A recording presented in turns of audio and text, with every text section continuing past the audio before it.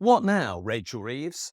It's a good question to ask because Labour came into office promising growth and it isn't happening. In the quarter to September this year, which did of course include a month of Tory government rule and which was entirely influenced by Tory policy, the UK economy grew by 0.1%. And now we have provisional figures for GDP in October and the economy shrunk by 0.1%, which means that in the first 3 months of this Labour government, there has been precisely no growth at all. Now, let's put a caveat on all of this. Figures of 0.1% change in GDP are almost utterly meaningless. They come down to what we might in statistical terms call a rounding difference. There are so many estimates that make up GDP. Knowing whether that figure is right or wrong is, well, almost impossible. But, again, I add a caveat. The point is, there is no growth. And that is not just symbolic. It is deeply worrying for a government that says it is going to deliver growth. And again, let's put that in context. Labour expected that when they came into office, there would be a bounce in the economy. It was their belief that after 14 years of Tory rule, the country would have a wave of enthusiasm. It would go out and spend. It would realise that good times were back again. And that happened in 1997 when Tony Blair came into office. There was a wave of euphoria. I was around at the time. But it has not happened this time. There is no such thing as a Labour economic honeymoon after this election. There's been a damp squib. And these figures are for the period before Rachel Reeves delivered her budget. And what we know is that Rachel Reeves' budget has gone down really badly for reasons that I predicted on this video channel and elsewhere. She put up national insurance. She took measures that will suppress growth. She has made it harder for business to invest, whatever she claims. And she's also managed to upset the farmers. And whilst I have no sympathy with them, a lot of people do because they are symbolic of an anti-government movement.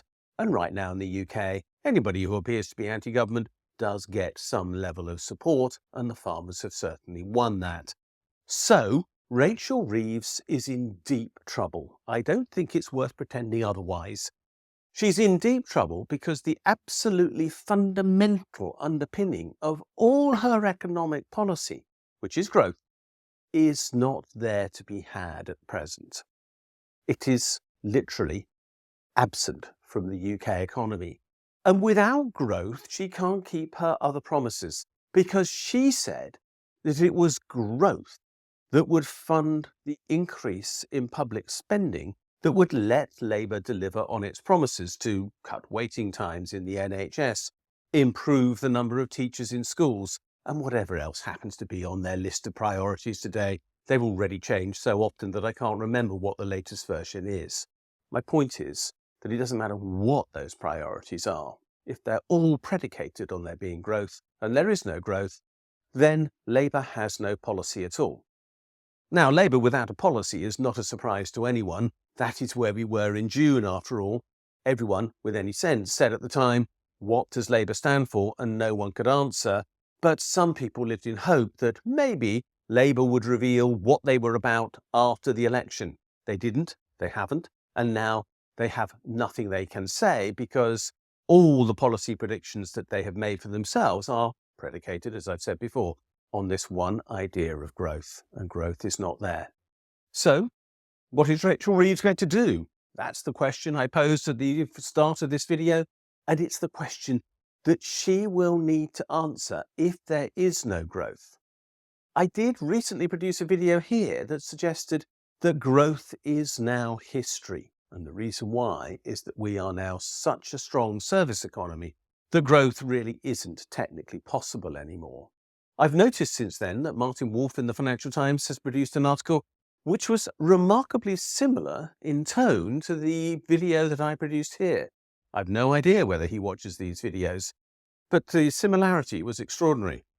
And the reality is that the growth myth is bust.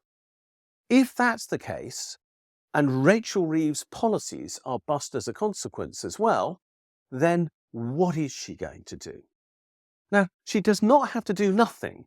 She could proactively redistribute income and wealth within the economy and as a consequence improve the lot of the vast majority of people in the UK. There is such an imbalance in that income and wealth that the opportunity for redistribution does exist, and that could in fact deliver growth because the rich don't spend what they have, by definition, because that's how they become rich. They have more income than they need. But those who are the poorest in society, when given more income, do spend and therefore release a growth opportunity.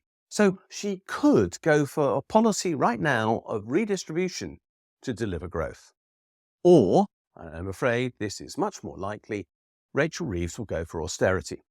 We know that she's already planning to cull the Cabinet Office, the department at the very centre of government, in a quest to cut its budget. We also know that she's demanded 5% cuts from every government department, as if that is somehow deliverable. I stress, that will be over the lifetime of the Parliament, but even so, that is an extraordinary goal when she wants growth. That ignores the fact that government spending does in fact contribute to growth and is a fundamental component of GDP in the calculation of what our income is. She wants to shrink the government's contribution and presumes as a consequence that the private sector will somehow grow to compensate for the government getting smaller. There is no evidence that that is true either. So what Rachel Reeves can do is either redistribute or austerity and admit her mistake of relying upon growth, or simply stick her head in the sand. Of those options, which is the most likely? Well, austerity is certain. Growth is impossible, and the likelihood that she'll redistribute is very low given her bias towards wealth. So sticking her head in the sand is going to be a major part of her economic policy. We will hear talk of growth, blah, blah, blah, blah, blah. She will go about growth forever. But the reality is, she's living in cloud cuckoo land. Rachel Reeves, what are you going to do? Because where you are is not working, will not work, cannot work, and you have to change. But if you don't, you are consigned to not just the backbenchers, but maybe political oblivion from 2029 onwards. Thanks for watching this video. If you like what you've seen, please subscribe to this channel and push that bell button that tells you when we posted something new. You can also find me on Twitter at Richard J. Murphy. And more importantly, you can follow my blog, the Funding the Future blog. And if you do, you'll get daily updates on what is happening in our economy and in the politics that surround it.